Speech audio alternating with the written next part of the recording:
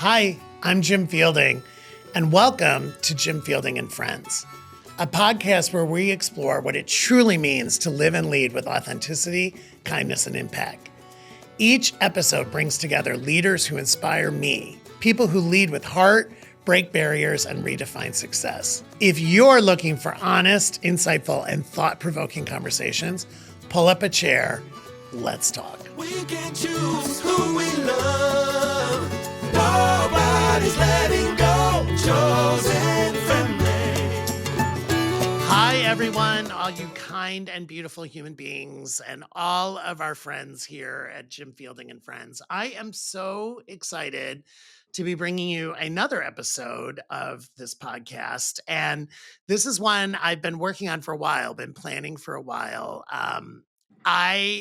As many of you, talk and think a lot about technology and AI and the impact of AI and technology on the workplace. And it's something that as a lifelong learner and being constantly curious, I'm always trying to educate myself. And through that process, I found our guest today, and I found him on LinkedIn because he has a huge following on LinkedIn, and I became one of those followers. But also what I loved is right after his name, and he's going to introduce himself and tell you what he does. Right after his name, it says AI educator on LinkedIn. And I needed that. And I want to say up front, and I will say it 5 more times during the podcast, I learn every time this man posts or shares an article or anything. And that's why I asked him, would he ever want to be on the podcast?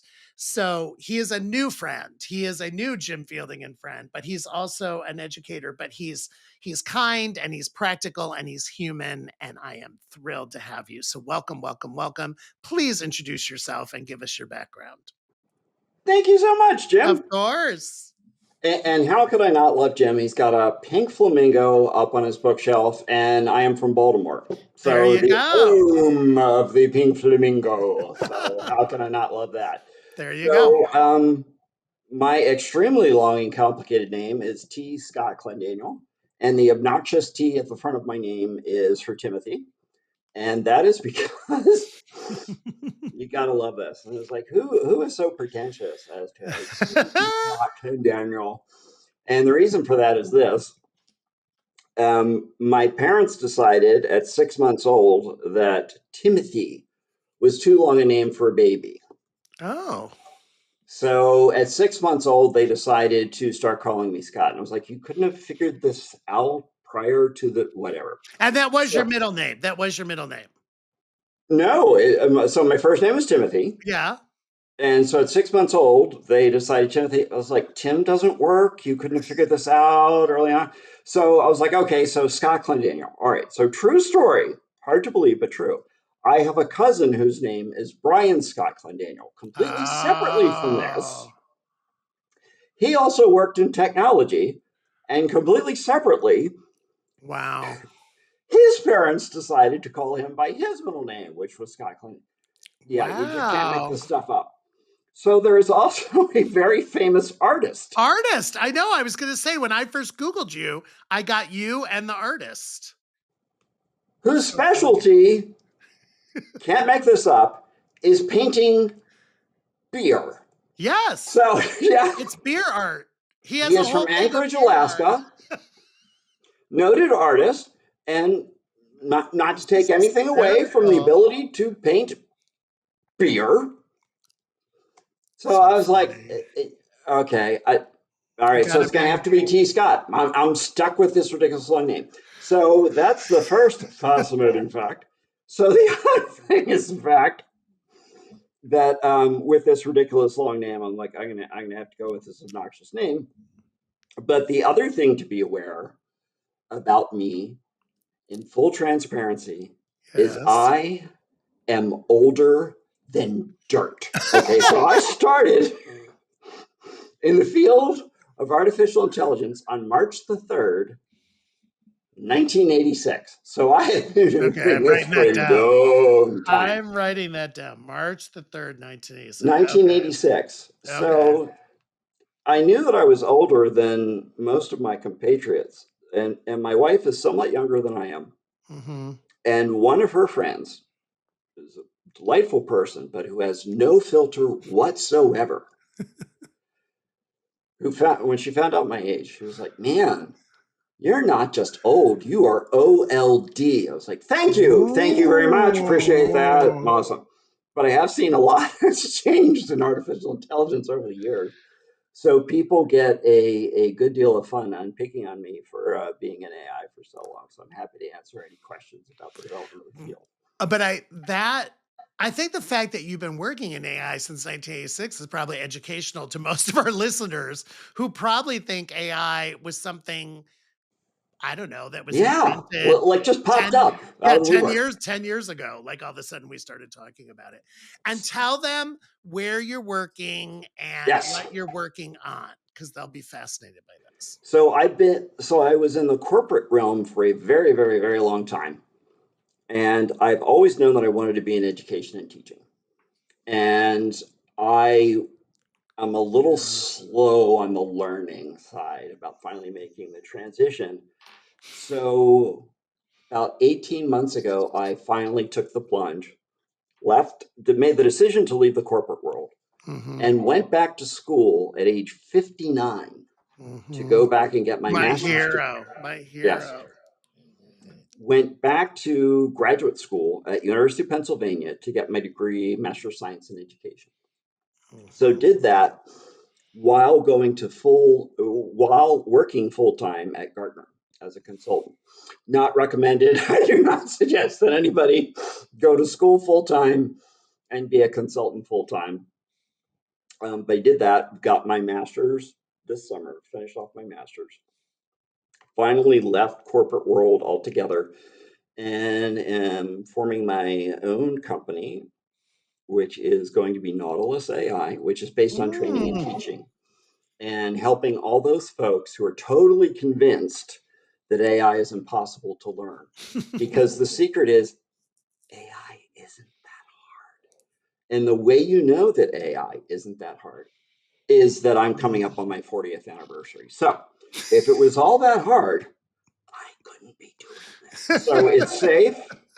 The water's fine. It's just taught horribly. So I'm here to Mm-hmm. try and democratize it for everybody else. Which is amazing. Amazing. Well, I think the way that you write and the way that you post is 100% what you just said, because you demystify it, and in a weird way, you kind of destigmatize it too. But I mean, I, I'm still laughing about the 1986 thing because I am trying to think, like, Scott, when do you think people really did start? I feel like it's in the last 5 or 10 years, right? That we really started talking about AI.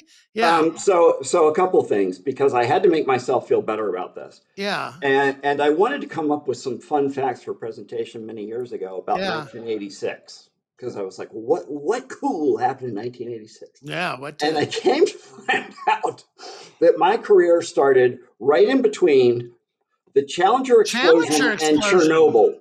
And I was like, these are not the benchmarks that I really wanted to go out with, but there you go. So I was trying to think, okay, so what are some points in history that are older than me in artificial intelligence? So just some fun facts, some Right. trivia. All right. Right. When do you think the first commercial chatbot came out? Oh my God, that's such a great question. Commercial chatbot. Hmm. I'll give you a hint. It was Okay. named Eliza, and it was from El- IBM. Eliza. And you can't look it up, no Googlers. I'm not. I'm just writing it down. I'm early 90s, I would say. 1964. Oh my God. All right. So Wow. and I'm just going to give you some hints. When do you think the first AI conference was held? I'm gonna fail miserably. I was So don't 30. worry. I So was 30 years old. 1956 Wow. And at Dartmouth. I was gonna say, who hosted that? Dartmouth. Dartmouth. Okay. All Okay. right. So I'm not going to ask you for the dates anymore. But Yeah. You just tell me. so it's all good. So, but I was amazed to find out this. So, if you Yeah. think about the basis of AI, most people think of neural networks or deep learning or that type of thing. Hmm. So, the first diagram for a neural network was created in 1943. Mm, by two scientists named Pitts and McCullough. mm, All right.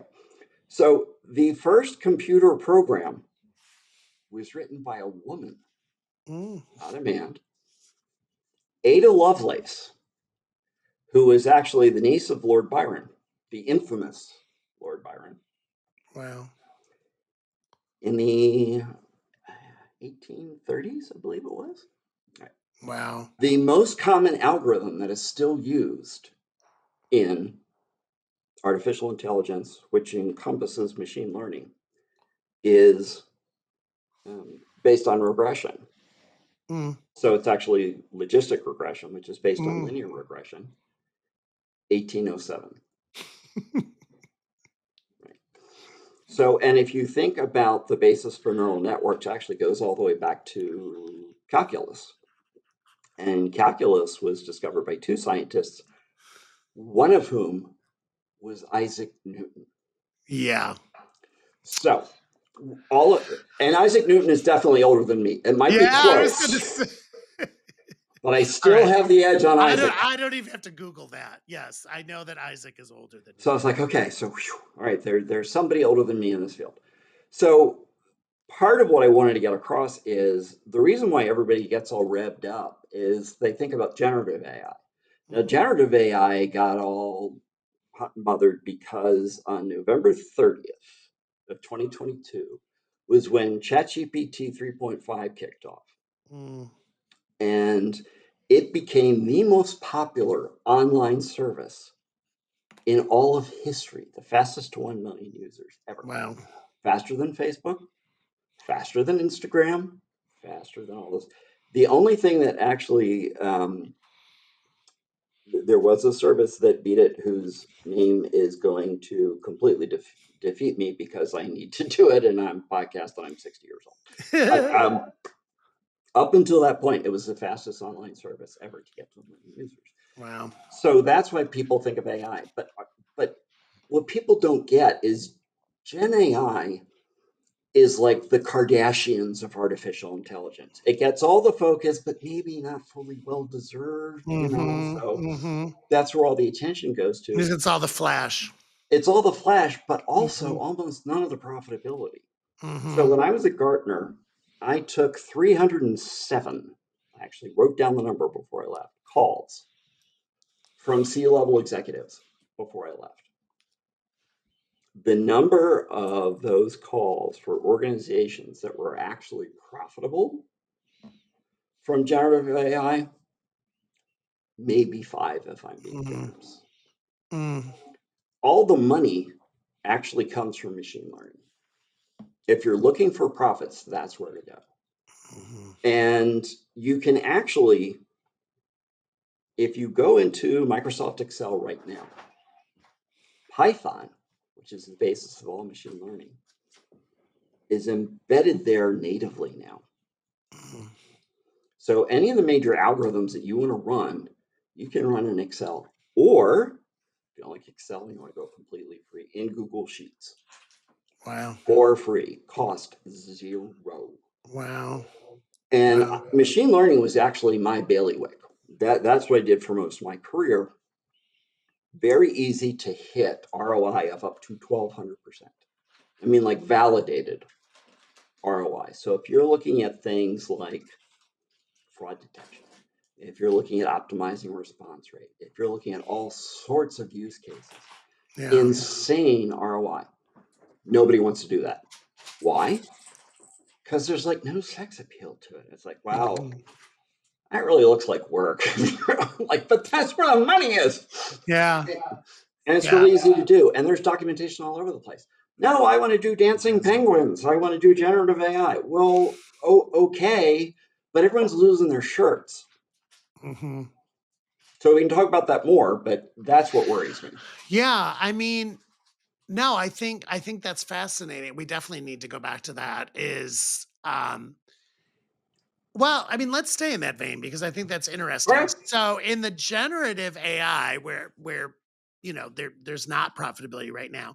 Do you see a path to profitability? I mean, is it 5 years out? Is it 10 years out? Like what or is there going to have to be a survival of the fittest and a winnowing of all this? And, what do you see? The end of the bubble is coming, and it's coming fast. Mm. In terms of the investment side, what scares me is whether we're going to be smart enough to say that the bubble is going to burst not because AI doesn't work. It's going to burst because it's the gold rush all over again. Now, you're going to probably know the answer to this, Jim. Mm-hmm. Who made the real money during the gold rush? I don't think I do know the answer to that, but you're going to tell me. I know you're going to tell me. Well, your Oh, history buff. the railroads, probably, right? Railroads were one, absolutely. Mm-hmm. But the other people who made money during the railroads, for example, there was a German immigrant who became very famous trying to sell tents. Mm. And he came over and he was trying to sell tents, and he did okay because he came up with this really heavy denim cotton. Denim, yeah, the Strausses. I know where you're going on this. Levi Strauss, yeah. Right. And so he ended up creating jeans because the jeans Mm-hmm. didn't wear out. Mm-hmm. But he was just one of many because the jeans didn't wear out, so he was able to sell the jeans and the pants to everybody. But also the people who sold the picks, the shovels, The tools, yeah. the tools, the buckets, made out like Yeah. bandits. Why? Yeah. Because they were selling the stuff to the miners who thought they were going to make a fortune. Mm-hmm. Right. So who's making money right now in generative AI? I'll tell you this, it's not the people who are buying the NVIDIA chips. Mm-hmm. It's not the people who are buying AWS services. It's not the people who are buying all of the software. It's not the people, et cetera, on Right. and on. So if you look at the top, most of the profits from the S&P 500, if I remember correctly, I may have the number slightly off, but 18% of all the S&P profits are driven by just 7 companies. Mm. And where are they making all their money? They're selling the picks and the shovels for generative AI. The tools. The people who are buying all those services are losing their shirts. Mm-hmm. So when the bubble bursts, if we go, oh, I knew that artificial intelligence was a bunch of hooey, we're in deep trouble. If, however, we're smart enough to say, no, it's a correction. The machine learning stuff that's been making a ton of money all the way through, we're going to be absolutely fine. Because now it's substantially cheaper to do the machine learning than it was 5 years ago. Right. So calmer, yeah. So we have to stay calm. Well, and you can do that stuff right now. You've got to stop buying. So I'm going to throw some dirt on my friends at Microsoft, and I want to and I want to be clear. I am a Microsoft baby. I am a Microsoft child. With all due respect to our friends over at Google, I have tried the Google Suite. I have really tried to use Google Workspaces. I have tried to be a Google baby. I just can't do it. Uh-huh. And, like in bad relationships, it's not you, it's me. I realize that it's because I have been overly Microsoft. I get it. Yeah, I mean, because it's what you started out on. It's the platforms you started out on, totally. So I started off on Windows 3.1. Yeah. So it is just what I'm comfortable with. It's what I understand. So I am a Microsoft guy until Copilot. And Copilot just brings me down to my knees. I have tried. But where Copilot was originally sold, and I'm picking on Copilot because it's ubiquitous. That's why I'm picking on Copilot. So here are the stats. Okay. Copilot. When Copilot was sold, it was originally sold on productivity. It's going to make everyone incredibly productive. Here are the stats on Copilot. 2/3 of the people who requested a Copilot license, not who were signed, who requested, never used it at all. Ever. Average usage time of the people who could use Copilot, 6 weeks. Average number of times they used it, twice. average number of use cases was no more than 2. Mm. And they sold it on this basis of all this productivity that was going to happen. Average number of minutes saved, 17 minutes. Wow. Now I don't know how you're going to save the world on that. So, okay, so let's pretend that you did save 17 minutes a day. They actually asked the executives who did save this mystical 17 minutes, well, what did you do with the 17 minutes that you saved? And I don't know if anyone's old enough to remember the old RCA commercials, Mm. where you'd see the dog who looked down the megaphone from the Mm-hmm. old turntables and the big speaker, Mm-hmm. or if you've ever had a dog and the Mm-hmm. dog hears a weird noise and they get this expression on their face like this, and the head turns. Yeah, they do the tilt. Yeah. They do the tilt. That's the same expression of the executives when you ask, well, what did you do with this time that you saved? Yeah. Like, why would you ask me that? No Yeah. clue. Absolutely no clue. Mm-hmm. The use cases they use it for, summarize meetings so that they didn't have to go to the meetings. Here's the secret. They never play the information back on what happened in the Mm. meeting they didn't go to. It was just an excuse not to go to the meeting. So what happens? They fill their calendar with other meetings. Right. All Right. right, They so don't. They don't. They don't pick up any productivity.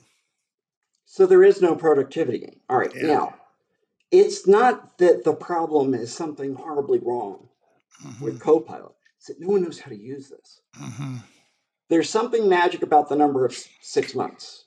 Average time to learn, no matter what the Mm. company is. If they think it's 6 months to learn, it's going to be 12. It's 9 at Mm. 6 months. If it's 12, it's going to be 18. Now, Mm-hmm. the numbers that we researched showed that it is always going to be the following factor. If you spend 1x on a Gen AI tool, you need to spend between 5x and 8x on change management and upskilling, or you will lose money. And no one wants to spend that number. Okay. This is so fascinating because this is part of what I love about you is now we're talking about the humanness of this, right? So these tools, and this is where you and I we overlap, our lives overlap because we're both so obsessed with human beings and creating great work environments and all of that.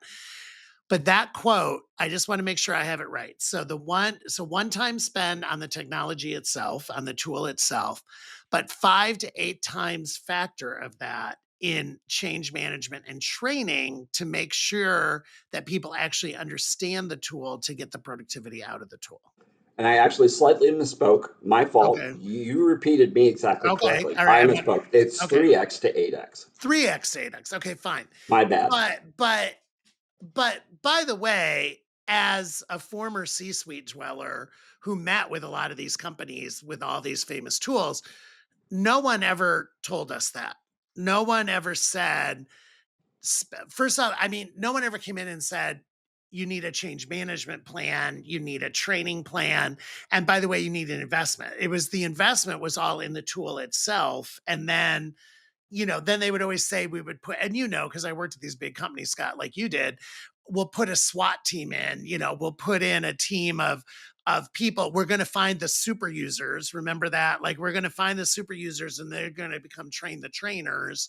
And I I'm surprised by that number, but I'm not shocked by that number because when I think even of my own implementation of tools through the years when I was leading teams, you I don't feel like we ever fully maximize them. Like and I think by human nature, you had your people who did become the super users who were just gonna dive into that tool and figure it out.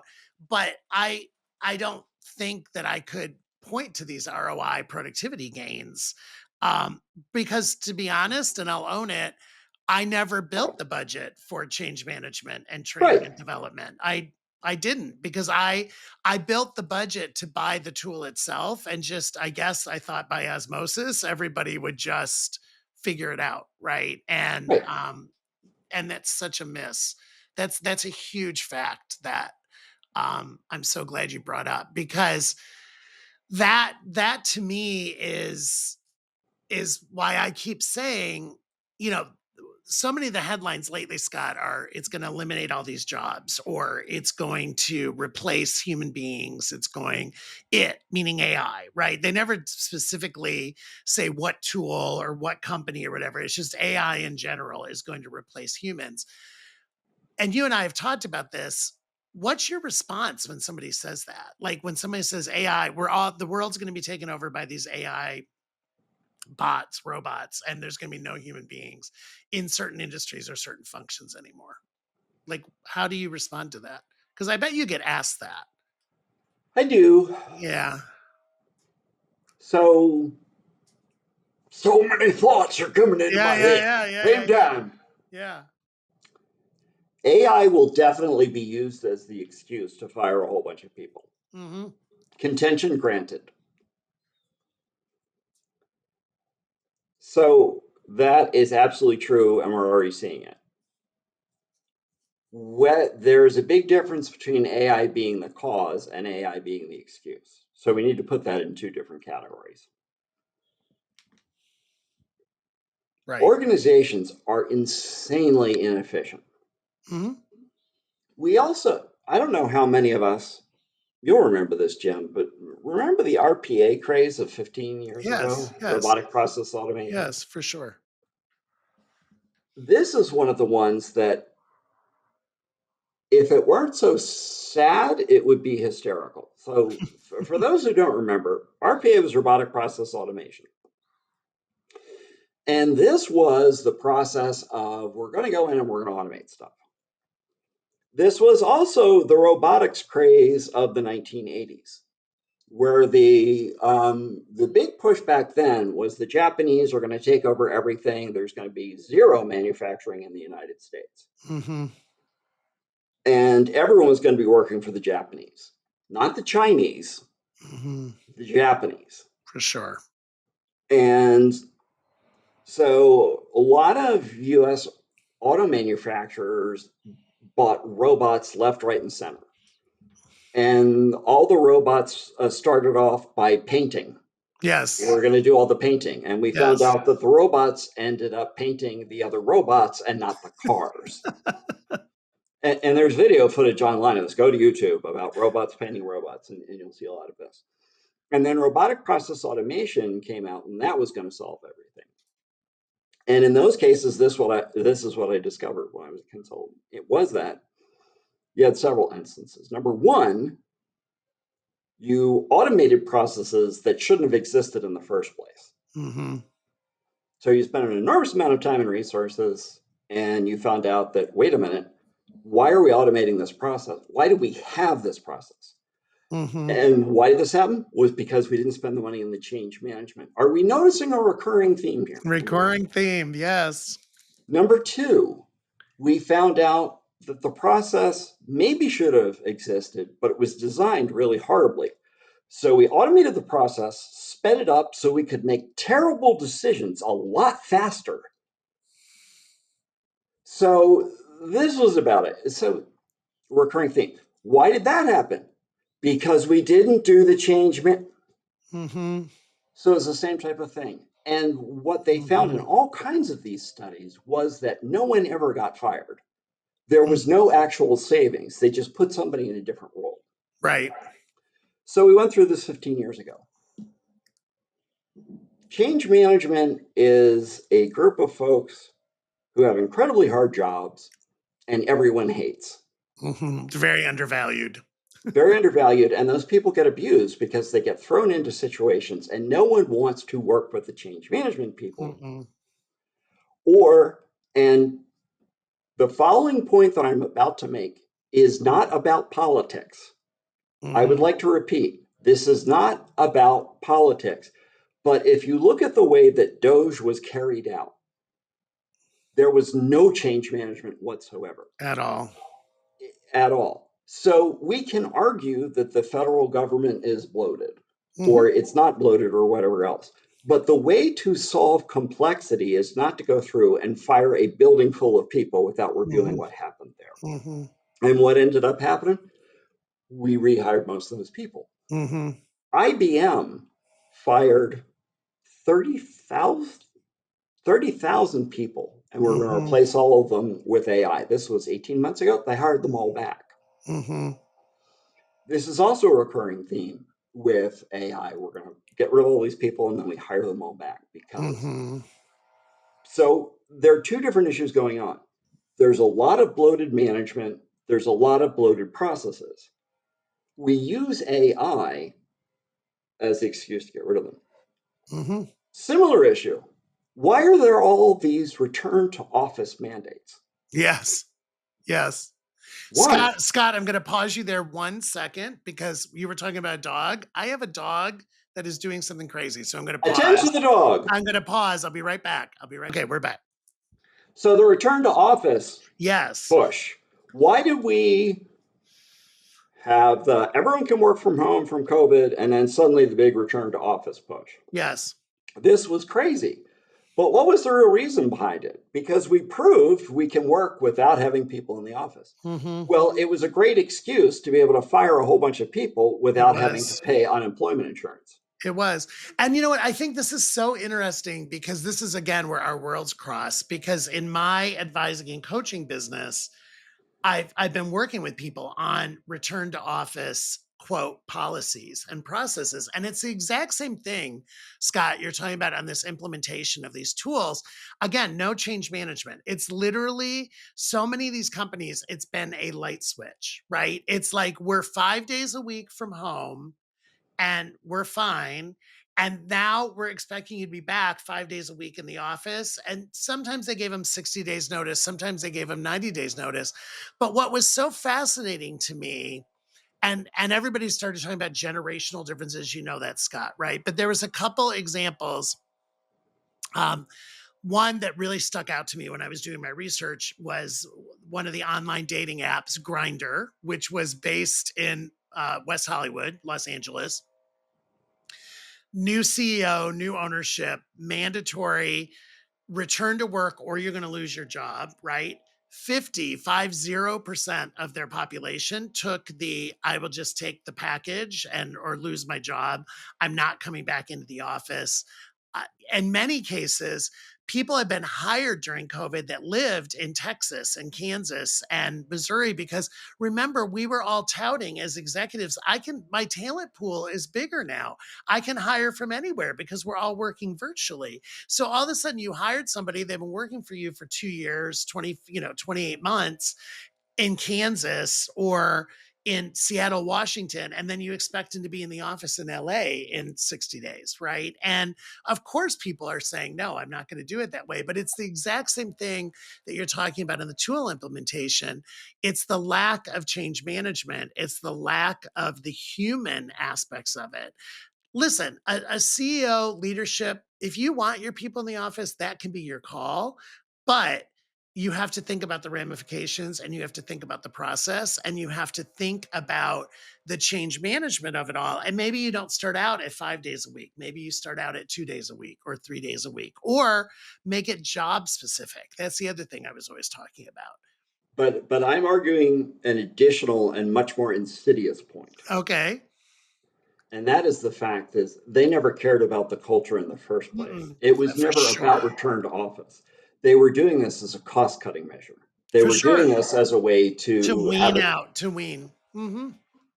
No, I think you're absolutely right. I think again they were blaming culture and blaming creativity and blaming productivity, similar to what you talked about earlier, the way they were blaming AI. But it was a fast and cheap way of winnowing the teams for sure. Um, And there's another component here that is really up my bailiwick, which is the fact that, by the way, what is a bailiwick? Anyhow, moving right along. Um, there have been several organizations, including one of the major consulting firms who will remain nameless to protect their yes, guilt, yes, saying people who can't be taught to adjust to AI I have yet to meet anyone who can't be taught AI. No, for sure. None, zero, zip, the big goose egg. Um, that is just a total smokescreen. Anyone can be taught to use AI. Now, Mm-hmm. they might be unwilling to learn it, but I have also found Mm-hmm. that the way that you teach AI also makes a huge difference in their willingness to learn AI. And I'm going to give you an example. Let's say, Jim, that I don't know a lot about your hobbies, but let's say that Mm-hmm. you have a burning desire to learn boat building. Now, I don't know about what you do in your spare time, but let's say building a Okay. handcrafted boat Okay. it is something. And so you wake up tomorrow morning and you say, yeah, I don't want to buy a boat. I want to learn how to build the ancient craft of boat. And you say, okay, cool. I'm taking the plunge. I'm going to go. And you walk down and you say, Scott, I want you to be the person to teach me how to build a boat by hand. And you come into my classroom and I say, Jim, welcome to the class. I think I've got the perfect way for you to learn how to Mm. build a boat. And I think the most efficient way for you to do that is for me to teach in ancient Swahili. And you're like, what? And by the way, I'm going to start out by teaching you the physics of buoyancy mechanics. And I'm going to put on the board all these complicated equations. And I'm only going to explain the equations in ancient Swahili. And you would say, what is wrong with you, dude? But that is exactly the way we teach artificial intelligence because we fill the board with complicated equations and we teach it in Python, if you're lucky, because Python's. But we're all like, yes, that's the way to teach artificial intelligence. Cool. That is awesome. So why would you be So motivated to put fascinating. yourself through that? So fascinating.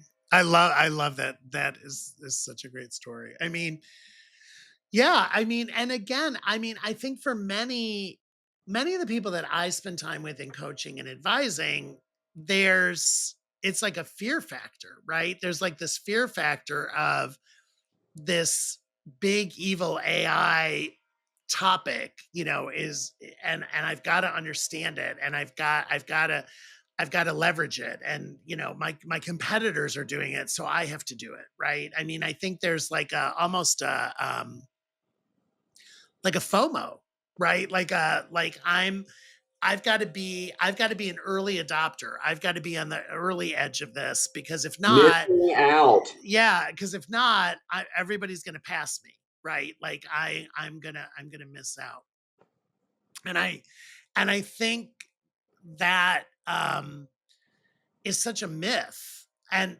and I say to people, listen, one of the things I write about in my book is be a lifelong learner and stay constantly curious. That's how I found you because I was like, even myself, I'm like, I've got to educate myself on AI. I've got to learn more. I love that you went back to school and get your MSc and all that, but like I have to. And so part of the way that I've educated myself on AI is by downloading tools and using the free trial periods to play on them, to figure out like how do I use Canva? How do I use, to do graphics? How do I use beautiful AI to create decks? Like how do I use Midjourney? And I have enough discipline that I try it for a couple of weeks during the free trial period so I didn't end up with all those subscriptions. And then I figure out, yes, this is going to add value to my life. This is going to make me better at something or it's not. But for me, I'm a very tactile learner. Like I have to do it myself. I'm not good at like sitting in a classroom or taking like an online course or watching YouTube tutorials. I'm just not. I actually have to do it myself to figure it out. Sure. And and when I'm coaching somebody, I often try and ask them, how do you learn? Right? Because some people can learn in a classroom. Some people can learn watching YouTube tutorials or watching online courses. Other people can't. And for me personally, it's been trial and error and experimentation, frankly. So, one of the things I wanted to ask you, because we could talk all day, but I'm watching our time, And I usually is do. yes, no, but I mean, it's so fascinating. You've been exactly what I wanted to do this podcast. But I did want to, like, and I know, listen, there's no endorsements here, there's no, but like, what quote AI tools are you using the most or do you recommend the most to people? Like that have improved your life, that have changed your life, that you see value in. Because I think for a lot of our listeners and viewers, they kind of want that cheat sheet, like which ones should I be looking at? I would say that one of the things that I'm going to recommend is realize that different tools do different things better than other tools. Mm-hmm. And there is a matter of personal taste. Mm-hmm. And that's not terrible. Mm-hmm. So try a couple. Claude, So try a couple. Claude, right, exactly. Claude, I don't use enough. Mm-hmm. And it is very popular. And I need to use Claude more. Claude tends to be really well regarded for coding and for writing. Most people think that Claude writes better than other tools. Mm-hmm. Perplexity is the one I use the most because it is strongest in research and you can control the sources it uses much better than other tools. Mm-hmm. Because so much of what I do is really dependent on high quality research sources, Perplexity is the one I use the most because Mm-hmm. that is the biggest need I have. Mm-hmm. ChatGPT is the most commonly used. That does not make it the best. Mm-hmm. That doesn't make it terrible either. Talk to me though, because I get this question a lot in Chat GPT, because the different types of Chat GPT thinking,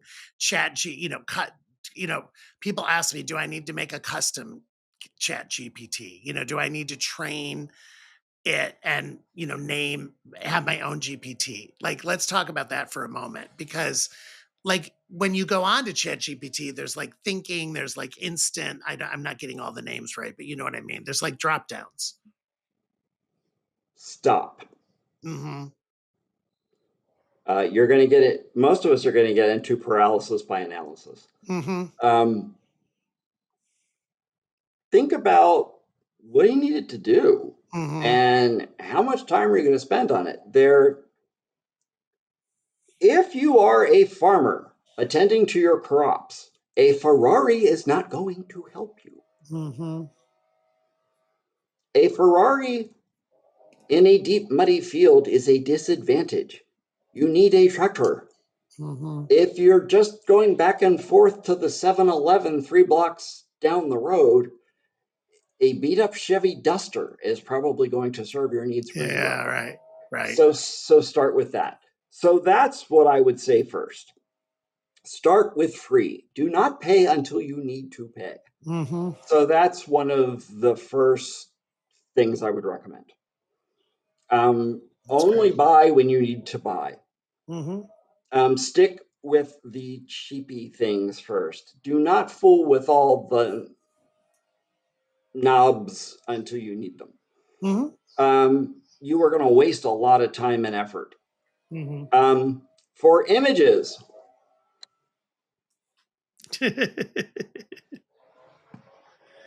Bing's free image generator mm. is free. Okay, You but didn't hear that you're from a me. Microsoft guy. You're a Microsoft, but okay, that's good. Yep. I also wouldn't use Bing for anything else.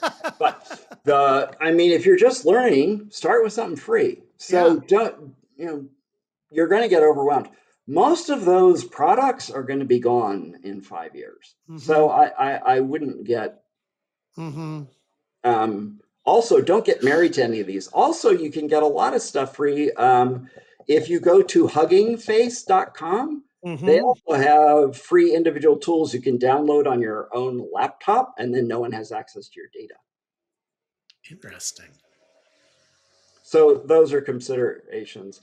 There is no privacy in almost any of those tools. If you are going to a website, they got your data regardless of what they say. They will Mm-hmm. all tell you, oh, it's totally secure. Don't worry. Mm-hmm. Mm-hmm. Worry. Mm-hmm. No, I mean, for sure. But it's really important to state that fact again. Yeah, I mean there is a lot of pop-ups that come up and they tell you this and they tell you that, but And, I and, think and that's correct. also, again, I'm really trying hard to stay out of politics. Yeah. So the following comment is not geared towards politics. There are some real security and reliability issues with Grok. Mm. So I'm not trying to be in politics. I'm not trying to be in No, no, personalities, no, but Grok is really problematic. And no, but I'm you. talking about from a reliability, Hmm. accuracy, privacy.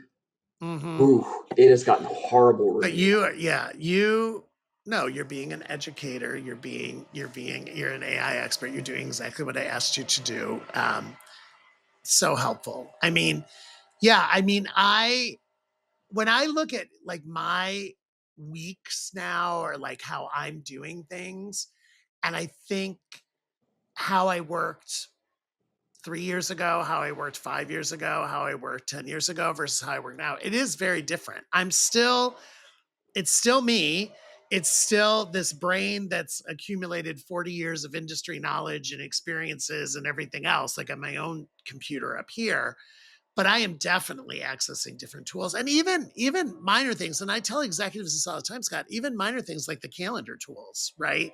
Like I grew up in corporate. I had amazing executive assistants all the entire time I was in corporate. Like if you wanted to schedule some. Carbon-based units? Yes, exactly. Like if you wanted to schedule something with Jim Fielding, you talked to a human being or you emailed a human being who managed my life, managed my personal and my professional calendar and made sure that I was at the airport at the right time and, getting on the right flight and all that kind of stuff. And as I became a solopreneur now, I looked at all the different calendar apps and there's a lot of calendar apps and did the free trials on all of them and landed on the one I like. I'm not going to get any money from them, but I use TidyCal. TidyCal is my calendar app, and I liked it because it was so simple and it was so easy to understand and it was reliable. Which is basically the same way I would evaluate a human being who's doing my schedule: is are they reliable? Like I had one amazing executive assistant, Joanne Martino. I'll give her a plug for over 10 years at Disney, and I always said I never missed a flight. I never got to a foreign country and was not greeted by someone who got me to where the taxis were or got me into a car to get me to the hotel in literally 10 years. And I was like, she so exceeds my expectations because I had such a trust and comfort with her that I knew wherever I was flying, if I was flying to Brazil for the first time, I was going to get off that plane in Sao Paulo and somebody was going to be there and I was going to go where I was supposed to go. And that was huge for me as a leader, as an executive. And now I rely more on myself to do that, but I do it with these tools now. And by the way, if the tool stops functioning for me, I will move on.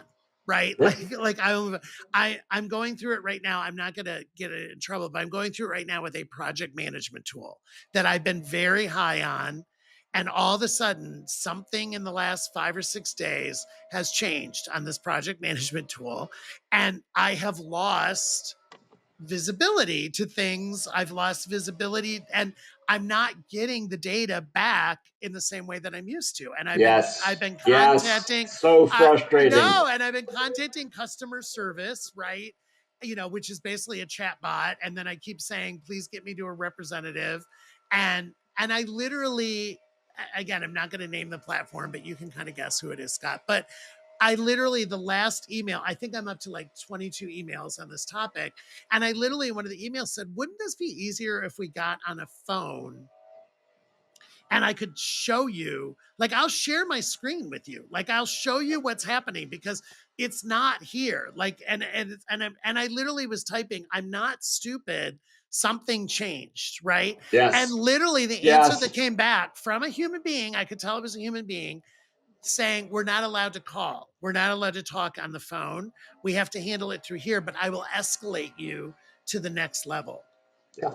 And I thought, oh my God. And I literally, in my mind, that this platform that I have paid for, by the way, because I upgraded after using the free. It to me is like on a 48-hour ticking time bomb of like, well, they're either going to fix it or I'm going to be calling Scott and asking, I need a new project management tool, because I'm so frustrated. And Sure. I would call myself, I would say 2 weeks ago, I was a fan of it and I was a super user of it.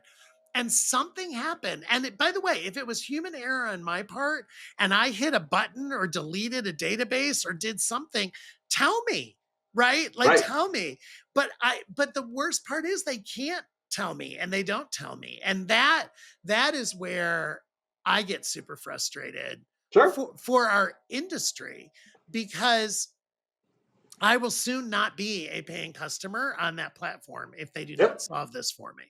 And there are 10 other alternatives in project management I can go to.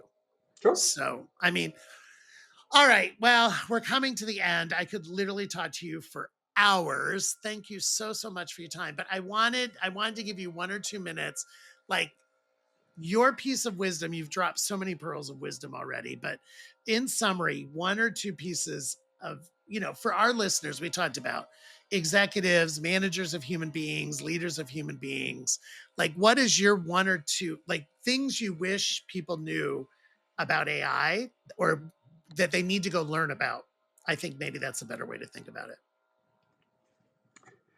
Artificial intelligence is 100% artificial, very rarely intelligent. That is the first thing. Yes. It's always going to change. Stop trying to learn everything. Learn how to deal with change, meaning that it's adaptability is basically what you're after. It's not trying to memorize everything. So you're trying to learn a system. You can sort of surf the wave tops and try to do anything else. You're just going to be frustrated. Don't frustrate yourself. That would be another. I think that you also don't want to get married to anything right now. I don't see this settling down in terms of products or businesses anytime soon. So stop trying to figure out the magic product, the magic prompt. That's smart. Um, Yeah, and that's honestly my story that I was just telling you, is don't become too dependent on it also. Because that's the situation I'm in. I'm a little frantic because I got dependent on this tool, and I did a lot of planning in this tool, and now this tool is screwing me a little bit. And I'm pointing a finger at myself and saying, you got too dependent. You got not lazy, but I got too dependent on it. I think those are the big ones. Last thing, I've got a series of courses coming out on LinkedIn Learning, including my first one published as of today, surprisingly, on amazing on DeepSeek. So amazing. Keep aware. And we're recording on November 12th, everybody. So when he says today, we're recording on November 12th. And Scott, if people want to follow you, I think LinkedIn is the best place. LinkedIn is the place. And he's Dr. T. Scott. Don't forget the doctor part, but It's not doctor yet, still master's. But you'll get there. T. Scott Clendaniel. Clendaniel. Yes, we will find you. Well, thank you so much for joining me today. Thank you for having me. It's been wonderful. This has been so educational. Have me back. I'll come back. I will. Oh my gosh. I mean, for sure. And I told you sometime we're going to do an in-person one too. I'm going to get you up to New York or somewhere. We're going to do an in-person, because then we could go for hours. But thank you. Thank you for doing what you do. Thank you for educating. Thank you for being in this since 1986. Thank you for never forgetting the human beings, which is one of the things I really admire about you, and for bringing up things like culture and change management. I mean, that is amazing to me, that this AI educator, AI expert always brings up the people. It means so much to me. But thank you, thank you, thank you. Have a wonderful day, and I will talk to you soon. You take care. Thank you so much for joining us today. If you enjoyed this show, make sure you leave a review, subscribe, and follow us on your favorite podcast platform. We appreciate you and look forward to seeing you soon. Choose who we love. Nobody's letting go.